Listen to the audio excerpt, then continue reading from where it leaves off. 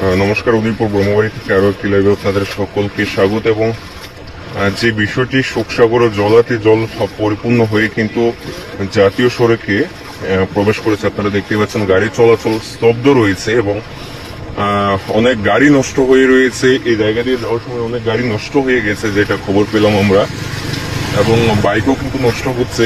তারপরে কিন্তু মানুষকে যেতে হচ্ছে বাধ্য হয়ে এই কোমর সমান জল নিয়ে। আপনারা দেখতেই পাচ্ছেন গাড়ির প্যাসেঞ্জারকে নামিয়ে কিন্তু গাড়ি আস্তে করে যাচ্ছে।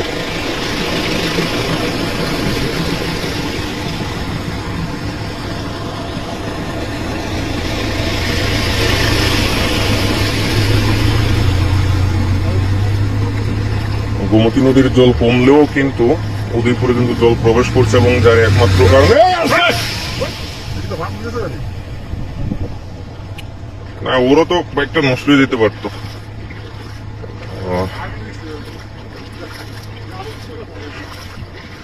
দেখতে পাচ্ছেন যে অবস্থা কতটা ক্রিটিক্যাল হয়ে রয়েছে। এখন উদয়পুরে গোমতী নদীর জল কমছে কিন্তু শহরে জল ঢুকছে শোকসাগর জলা থেকে। তো এটা কিন্তু একটা চিন্তার বিষয় এবং মানুষ কিন্তু এখনো কিন্তু বাড়িঘর ছাড়া শহরে গোমতী নদীর জল যখন বেড়েছিল তখন কিন্তু শহরে জল ঢুকেনি, কিন্তু এখন বর্তমানে কিন্তু জল ঢুকছে অনবরত। এবং যার একমাত্র কারণ ক্যানেল ভেঙে, আমি যদি এখানে একটু জুম করে দেখাই আপনাদের, যে বাড়ি কিন্তু জলের তলায়, একদম জলের তলায় বাড়ি ঘাড়ি যা রয়েছে সব কিন্তু জলের তলায় রয়েছে। আপনারা কি কোথায় থেকে দেখছেন এবং আপনাদের এখানে পরিস্থিতি কি সেটা কমেন্ট করে জানাবেন এবং এই লাইভটাকে শেয়ার করে দিবেন। যারা যাতায়াত করছেন গাড়ি বা বাইকে করে, একটা রোডেরও ব্যাপার রয়েছে, এখানে আসবে আটকে যাবে, জামে পড়বে, একটা খারাপ বিষয়, কারণ বর্তমানে খুব খারাপ অবস্থা। তো আপনারা লাইভটাকে শেয়ার করে দেবেন এবং কি কোথায় থেকে দেখছেন, আপনাদের এখানে বন্যার কতটুকু প্রভাব পড়েছে সেটা কমেন্টে জানাবেন।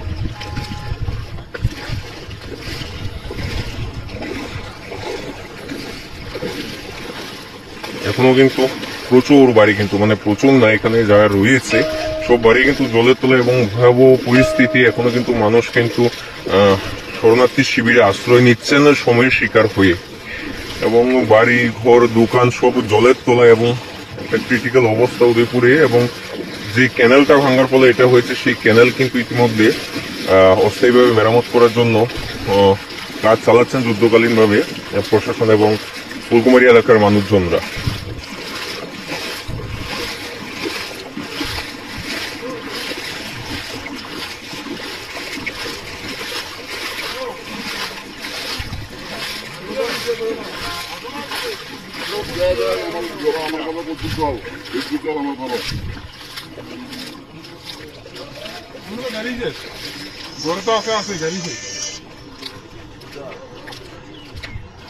আপনাদের আরো কিছু চিত্র দেখাচ্ছে উদয়পুর ব্রহ্মবাড়ি। এটা উদয়পুর ব্রহ্মবাড়ির যে জায়গাতে জল উঠতে শুরু করেছে, নদীর জল কমার পরও কিন্তু ক্যানেল ভেঙে কিন্তু শহরে জল প্রবেশ করেছে, মানুষ শরণার্থী শিবিরে আশ্রয় নিতে হয়েছে।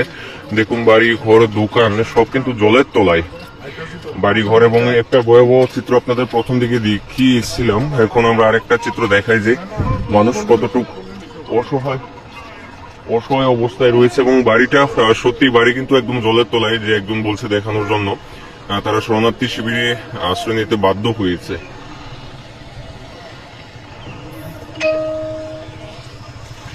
প্রকৃতির উপর কারোর হাত নেই, কিন্তু বাংলাদেশের মানুষজনরা যেভাবে এই বিষয়টাকে অন্যদিকে মোড় ঘোরানোর চেষ্টা করছেন সেটা কিন্তু খুবই দুঃখজনক। আমরা জানি বাংলাদেশের অবস্থাও খারাপ, কিন্তু আমাদের ত্রিপুরার অবস্থাও কিন্তু ভীষণ খারাপ। তো বাংলাদেশ বলছে যে আমরা জল ছেড়ে দিয়েছি, আসলে এরকম কিছু না। তাদের বলা এবং তাদের অভিযোগ করার ভঙ্গিটি এরকম বারংবার, কারণ আমরা জানি যে বাংলাদেশে খুব অতি উৎসাহী কিছু মানুষ আছে, 30% যারা কিনা ভারত বিদ্বেষী কথাবার্তা বলে থাকেন বারংবার, এবং তারা কিন্তু এই সুযোগে কিন্তু ভারতকে নিয়ে নানা কুরুচিকর মন্তব্য করছে। গাড়ি কিন্তু যাওয়া যাচ্ছে না, গাড়ি কিন্তু এখান থেকে সরিয়ে দিচ্ছে, কারণ রোডের অবস্থা খারাপ। সেই জন্য আমি আরেকটা চিত্র দেখাবো সামনে। উদয়পুর রাজস্বী কলাক্ষেত্রে কিন্তু শরণার্থী শিবিরে আশ্রয় নিয়েছিল প্রচুর মানুষ, কিন্তু ক্যানেল ভেঙে, আমি বলছি ক্যানেল ভেঙে কিন্তু সেই রাজস্বী কলাক্ষেত্র কিন্তু জল প্রবেশ করে যাওয়ার ফলে কিন্তু এখান থেকে কিন্তু শরণার্থীদের সরানো হয়েছে। একটা দুর্ঘটনা ঘটতে পারতো সামনে সিগন্যাল ছাড়াই কিন্তু বাস ঘুরিয়ে নিয়েছে।